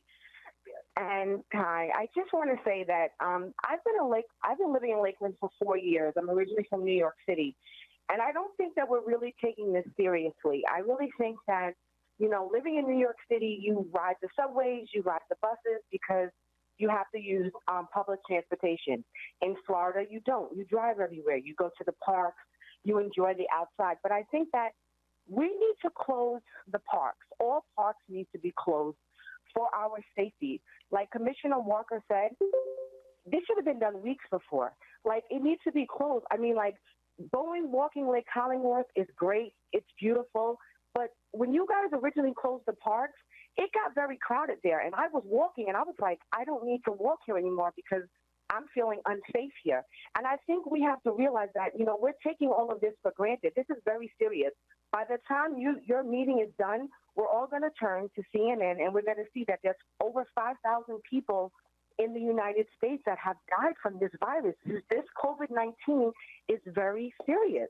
Like, we really need to take public safety very serious. And I mean, I appreciate what you guys are doing, but it just needs to be taken seriously. It's like, this is short term. We can't walk Lake Hollingsworth short term. I'd rather not walk Lake Hollingsworth than, God forbid, have a family member pass away from this and you can't even go to the hospital to say your last goodbyes because you're not allowed because this virus is so serious. So I think we really need to, you know, think about this. Like, this is very, very serious. And we live here in Lakeland. It's a small community. And, you know, this people will come from everywhere. Everyone loves Florida.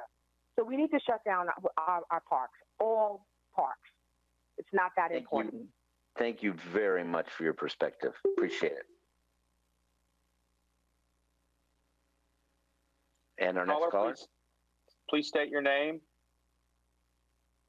Hello? Yes, state your name, please. Don Arnold. Hi, Don. Go ahead, sir. Hi. I've been listening to this, and I was very surprised when you all changed your kind of the guidance that you were offering to the public. It's really a leadership issue that should never have happened. And I'm quite surprised, especially when you hear governors like Cuomo saying how that when you think you're on top of it, you're behind. Mm-hmm. So right now, you're actually behind. And if you think this decision, if you make it, is not going to follow you around, you're wrong. So that's my 2 cents. Don, thanks very much. And we are sobered as well. So I appreciate your comments. Next caller, please. Caller, state your name. Yes, my name is Tyrus Hawkins. And how do you spell your first name, sir? Tyrus. Thank you. And first off, thank you all for allowing me to speak. I am an executive director at an assisted living facility here in Lakeland, Grand Villa of Lakeland. And we're licensed for 85 beds. We both have assisted living, and then we also have memory care. And to put it in perspective, as far as from a healthcare standpoint, which we are, the reason why we're here is related to healthcare. And with our seniors being the most vulnerable population, we're struggling here because every day, each and every day, our staff members come to and from work, our residents have to stay in their rooms. We're talking 280 square feet of living space. Some of that living space is shared. And the longer that this virus filters throughout our community, we don't take it serious. We don't do the little things that we have, control of. It puts these 85 residents, which I have all 85 here, all 85 residents at risk. And it also puts our staff at risk. And I just want you all to look at it from a healthcare standpoint. I know you all have, different areas and different information that you all look at and you make your decisions upon. But from a healthcare standpoint and just from the elderly population who we are focused on and worried about the most, please take into consideration that and just go ahead and shut it down as quickly as possible so that way we can go ahead and knock this thing out and move on, because it is very difficult for us. It really is. And also just get out there and get into the assisted living, get into the nursing homes, hear from those healthcare providers, because it's serious. And we're all scared, we're all stressed, and it's huge for us. So I just want you all to take that into consideration. I appreciate your comments very much, Cyrus. Thank you. Caller, please state your name. Hi, can you hear me? Yes. This is Emily Oak. I just want to bring up about the Lake Hollingsworth situation. So I live right up off Lake Hollingsworth. I have for most of my life. I grew up here.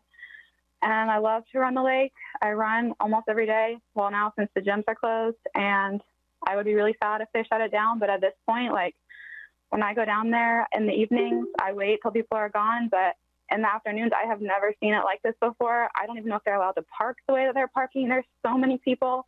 They're not observing 6 feet. There's no way you can't pass people without violating 6 feet. I just think at this point, even just from a public safety standpoint, it's not a good idea to have that many people down there.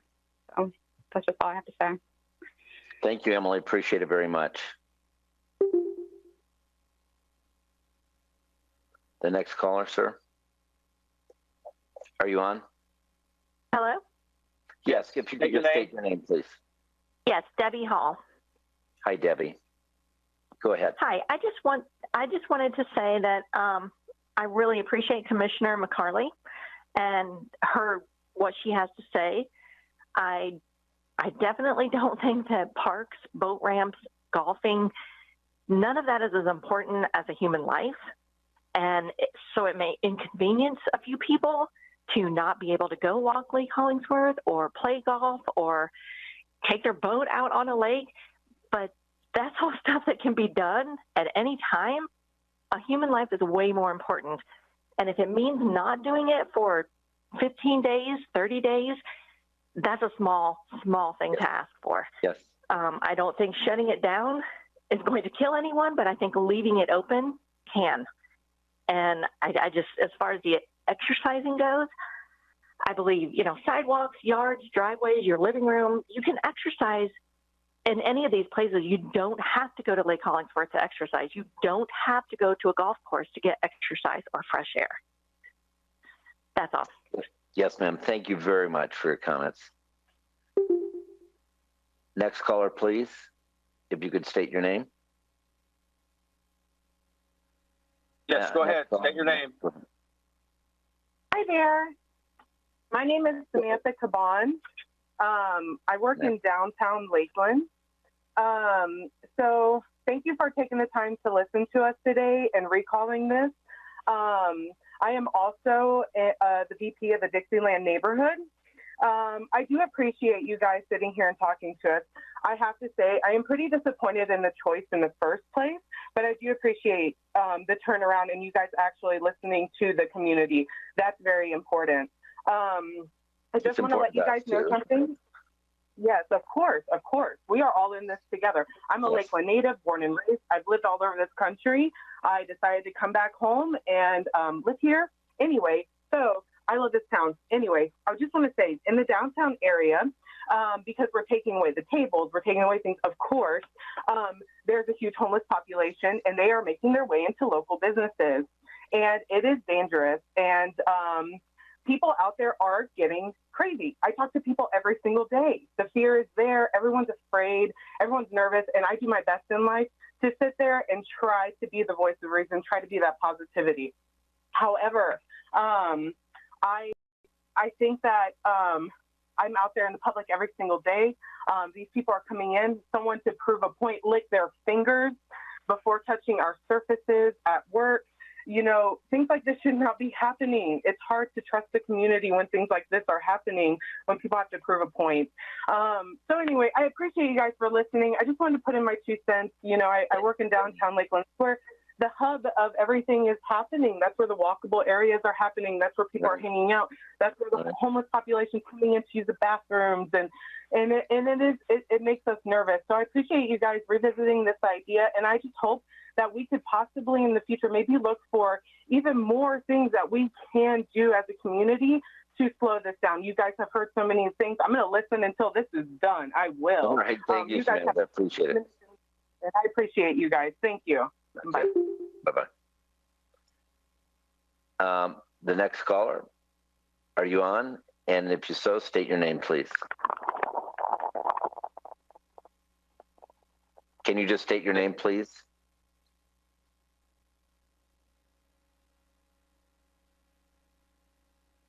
All right. State your name. Hello? You're on. I think they dropped. Okay, I'm going to go to the next one.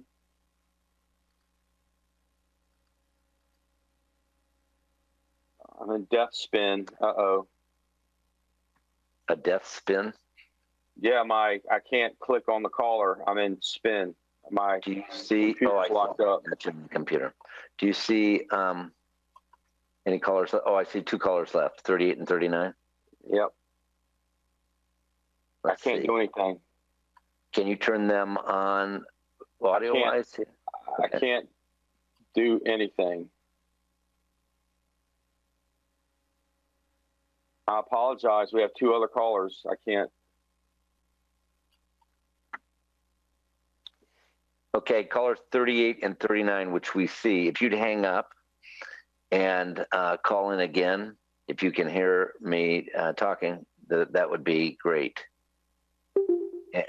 Okay, there's 39 left. 38 is still on. If you could hang up and then call back in again, let's see if that will help.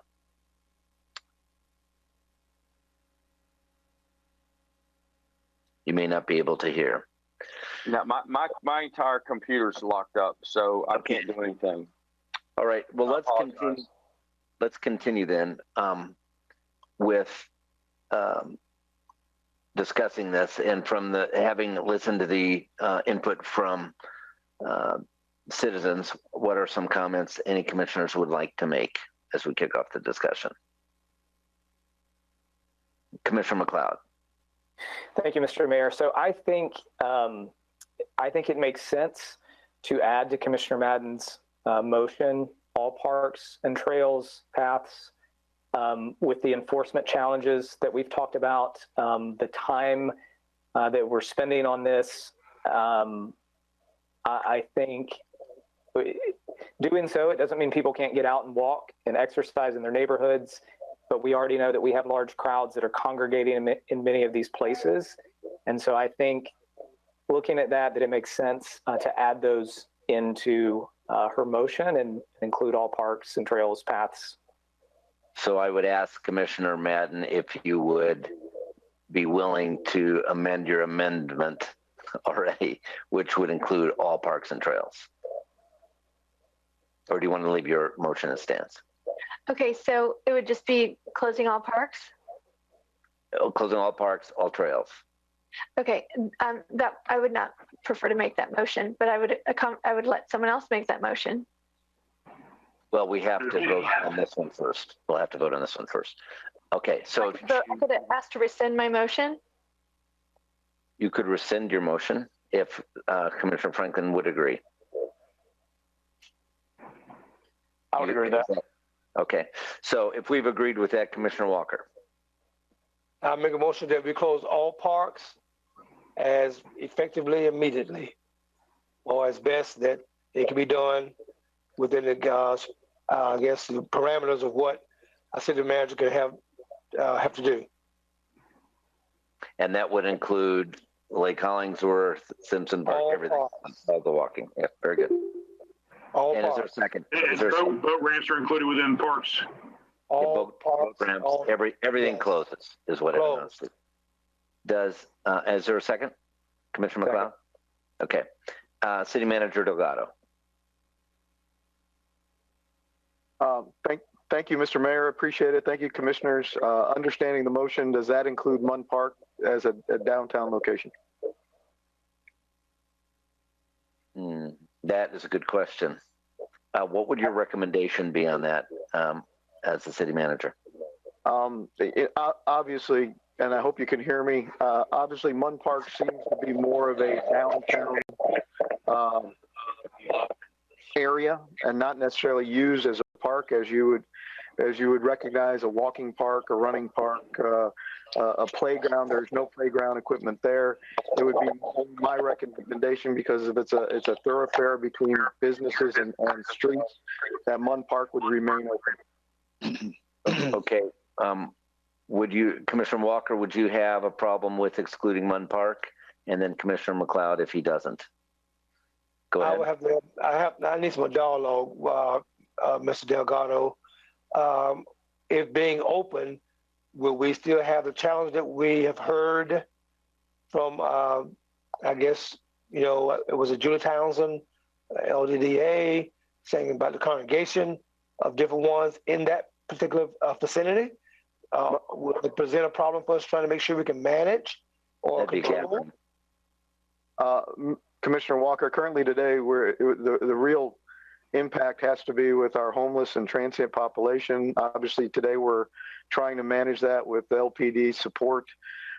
We removed all the table and chair sets there, which helped out a lot because we were having a lot of people take dine out or carry out to that location.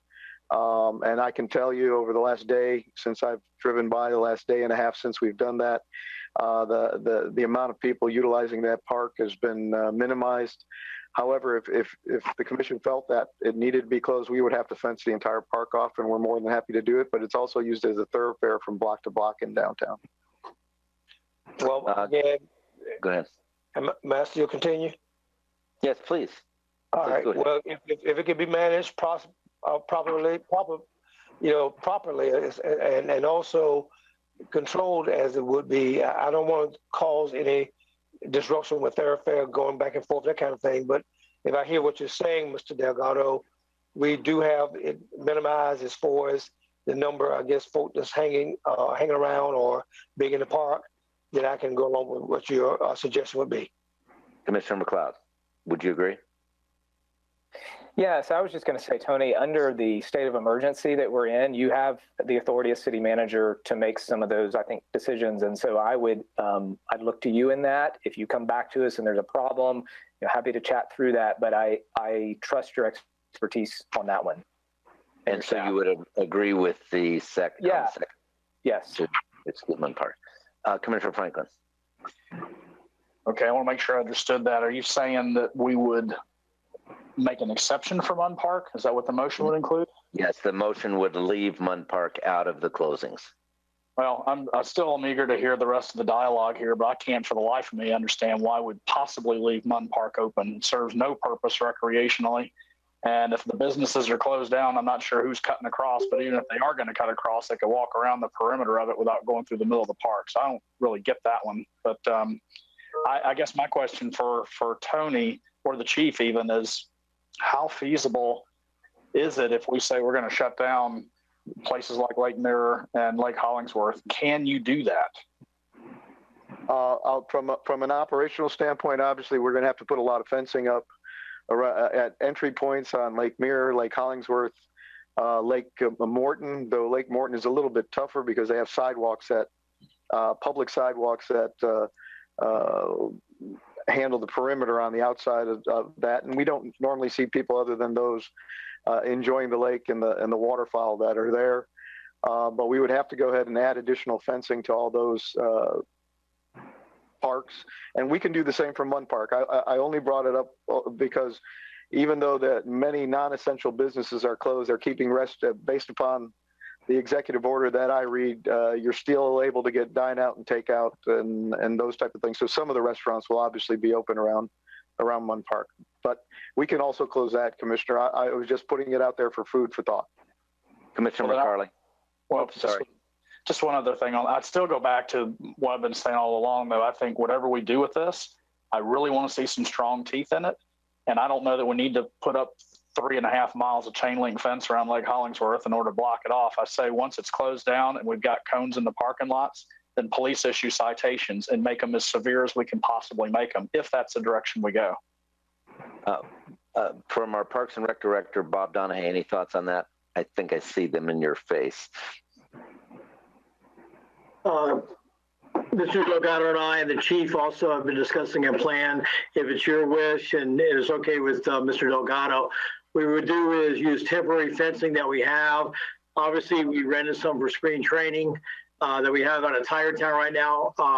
My discussions with my meetings with MLB and the Tigers, they don't have a time frame yet either on what they're going to do.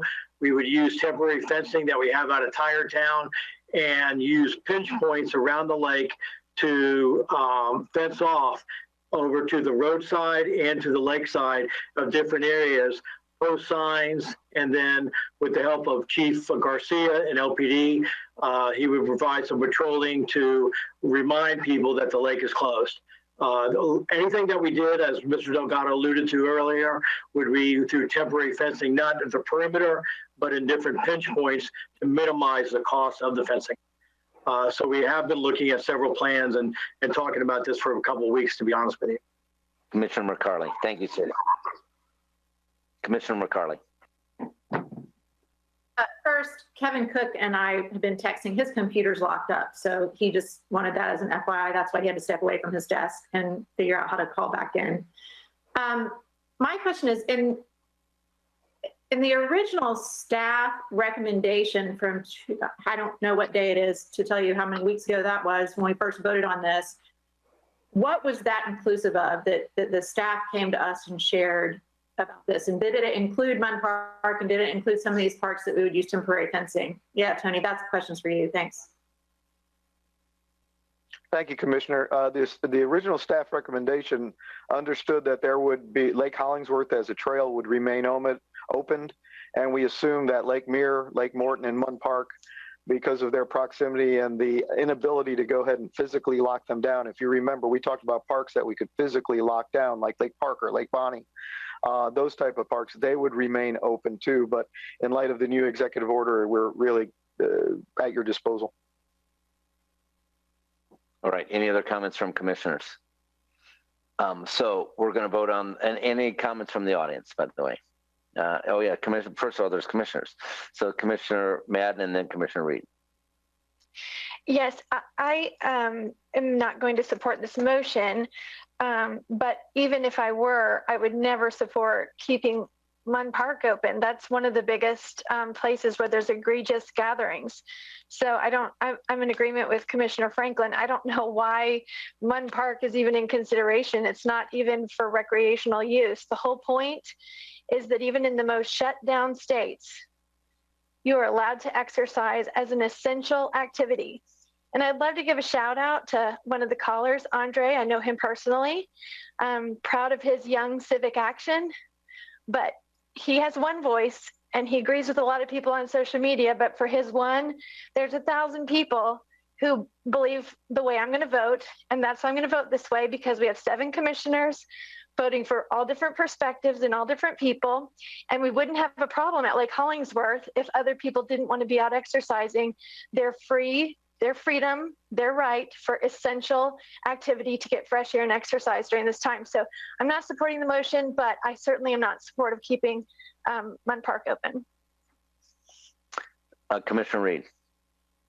Thank you. There again, I need a clarification. In Philip's motion, he said all parks. There again, Cleveland Heights is not a park. Lake Hollingsworth is not a park. Lake Morton is not a park, nor is Lake Mirror a park. Munn Park is a park. And of course, there again, while we've had this dialogue going on, I've had a better chance to read through our executive order.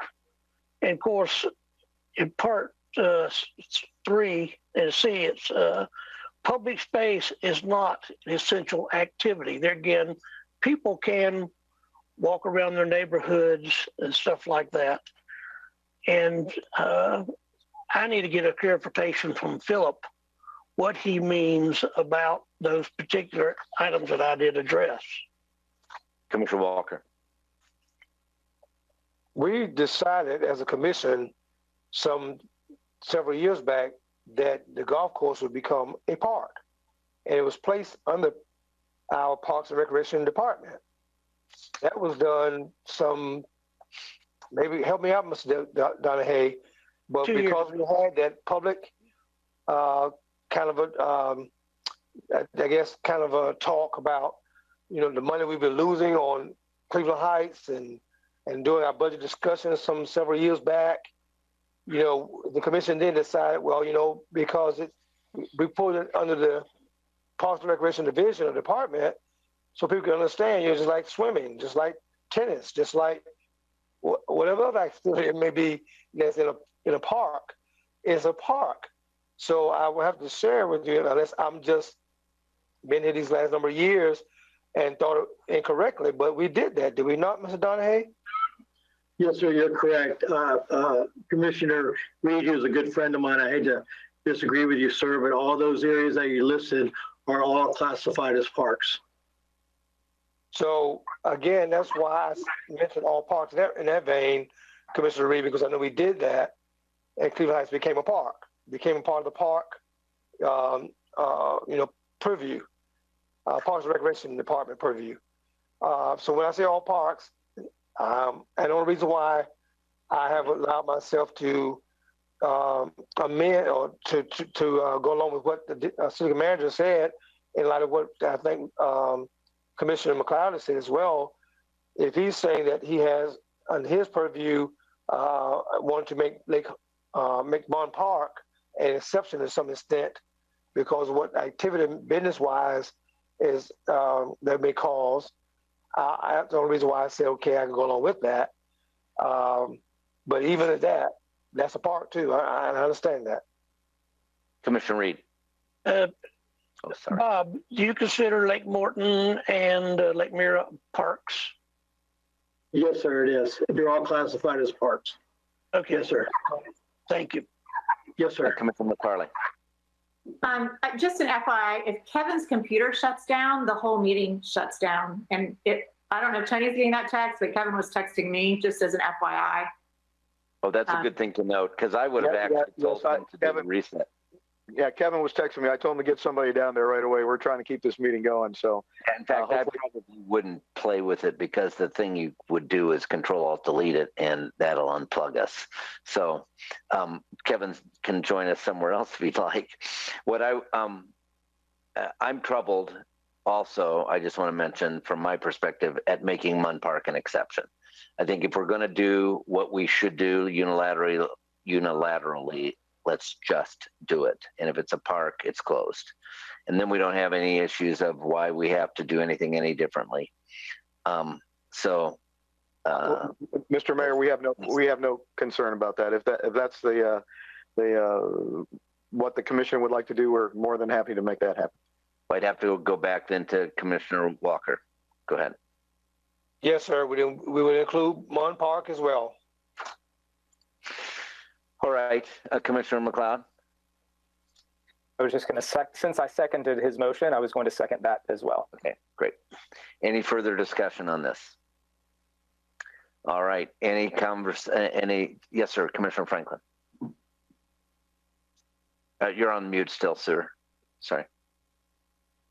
Just one other point. In light of the feedback we've had and understanding the complexity of enforcing things, some of it being selective, some open, some closed, and the challenges that presents, I am going to go ahead and support the motion. But I do want to say to all those who think that social media is the be-all, end-all, I think you just need to remember that we've got thousands of people that are walking these trails every day. every single one of those folks, by definition, thinks it's okay to do that. So I think it's people drink their own Kool-Aid on social media and think that because they have 100 or 200 people that agree with them, that they think they've got that they cornered the market on common sense. And this is a very contentious issue, but I don't see an easy way to do it without just shutting things down. I concur. City Manager Delgado, and then Commissioner Walker. Thank you, Mr. Mayor. Just one other thing, and obviously Palmer more than likely will have to go ahead and take a look at this after you make your vote. But we do know on Lake Hollingsworth there are some private riparian rights associated with some of the dock space on Lake Hollingsworth. So Palmer, we're going to have to kind of get an idea and wrap our hands around how that works out if there's a closing of the park. Right. And one other issue that needs to be addressed is the timing of this order. When would it go into effect?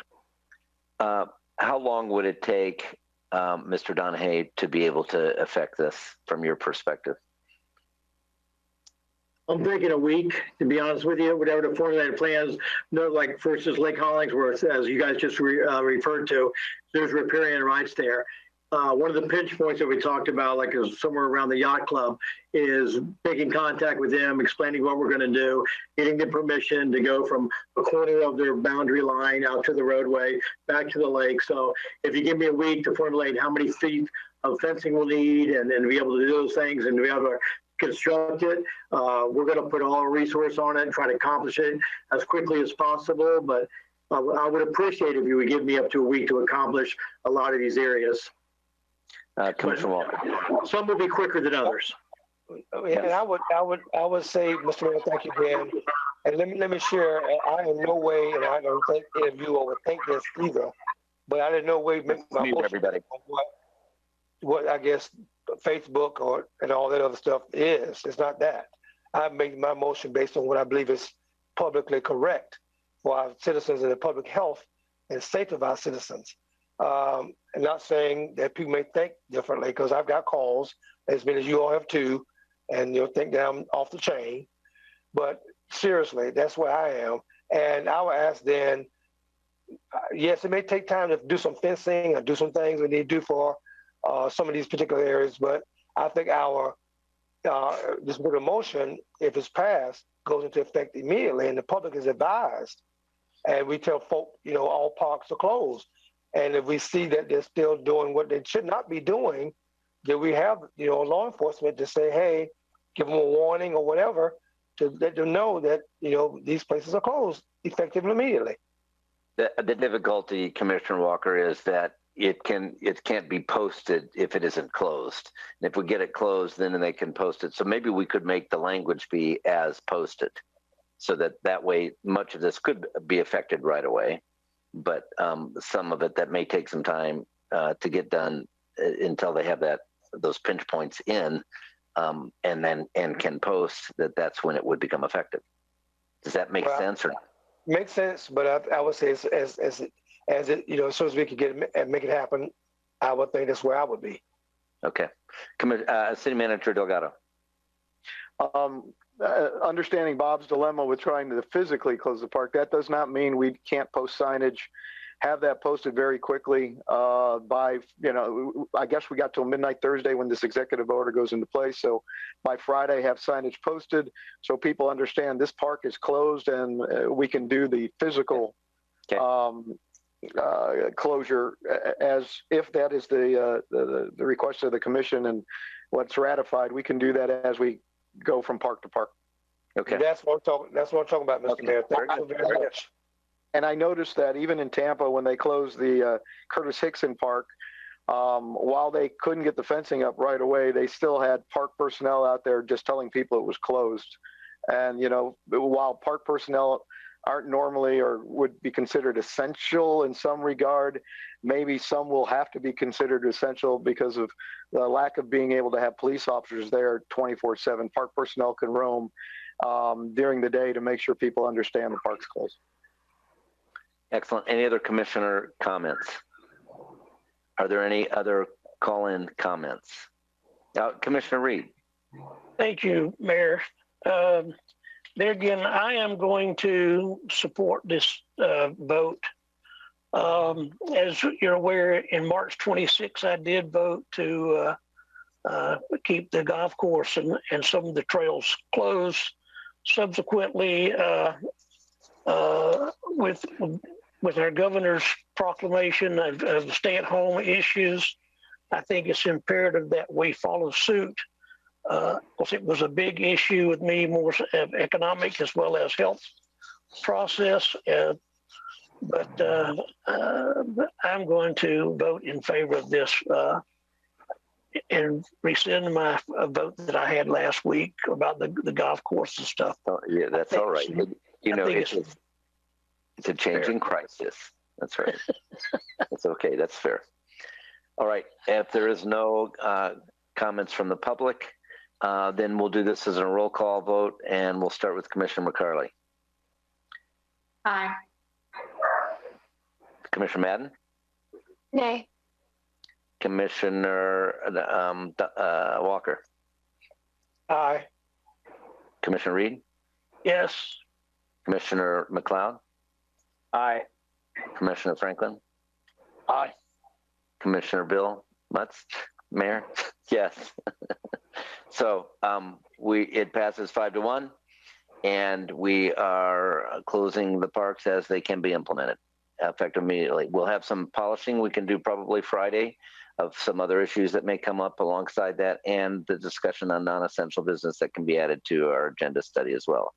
City Manager Delgado, any comments? Just really quickly, I know you just said immediately, would that be in line with the executive order? So by Thursday at midnight? Thursday night, right, yes. That'll give Bob some time to get some signs out there. Yes. Okay, thank you. Thank you. I apologize for that casual comment. Yes, we want to coincide with the executive order.